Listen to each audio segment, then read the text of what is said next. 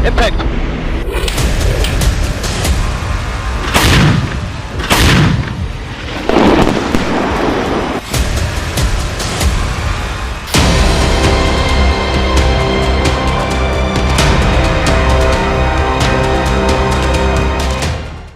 नमस्कार, ग्लोबल अड्डा आप देख रहे हैं और मैं हूं आपके साथ पुनीत मिश्रा। दुनिया का सबसे शानदार 5th जनरेशन फाइटर जेट आखिर कौन सा है? इसका जवाब इतना आसान नहीं है, लेकिन अमेरिका ये दावा जरूर करता आया है कि उसका F-35 दुनिया का सबसे शानदार और एडवांस फाइटर जेट है।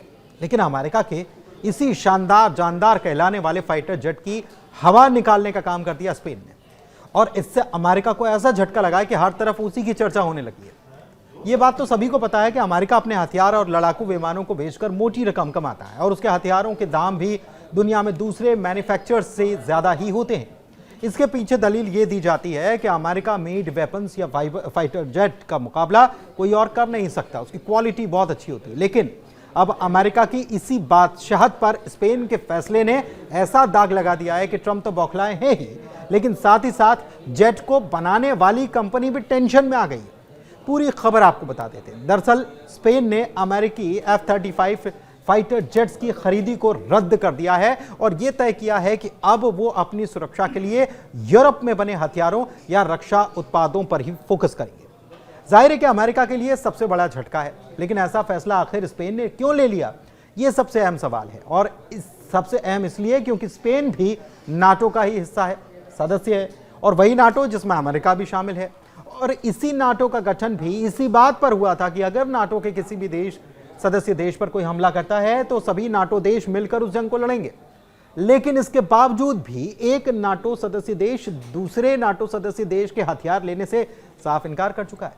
हालांकि स्पेन ने यह भी तय किया है कि उसकी सुरक्षा जरूरतों को पूरा करने का काम भी नाटो के ही दूसरे सदस्य देश करेंगे, यानी कि यूरोपीय देश। स्पेन का एक न्यूज़पेपर है, बड़ा महत्वपूर्ण न्यूज़पेपर है, ये जाना पहचाना प्रसिद्ध न्यूज़पेपर है। इसका नाम है एल पैस, और इसने सरकारी सूत्रों के हवाले से यह खुलासा कर दिया है कि अमेरिकी कंपनी लॉकहीड मार्टिन के F-35 विमानों की डील रद्द कर दी गई है। यह खबर अमेरिका के लिए बहुत बड़ा झटका भी है, क्योंकि F-35 को दुनिया का सबसे एडवांस फाइटर जेट माना जाता है, लेकिन अब इसके खरीदारों की कमी भी साफ नजर आ रही है।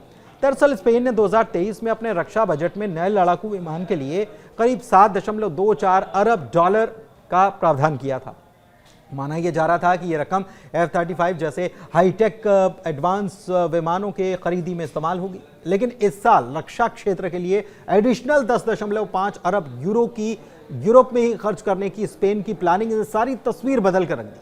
सरकार ने साफ कर दिया कि वो अमेरिकी विमानों के बजाय यूरोपीय रक्षा उपकरणों पर ध्यान देगी, और इस फैसले ने अमेरिका की उम्मीदों पर ही पानी फेर दिया।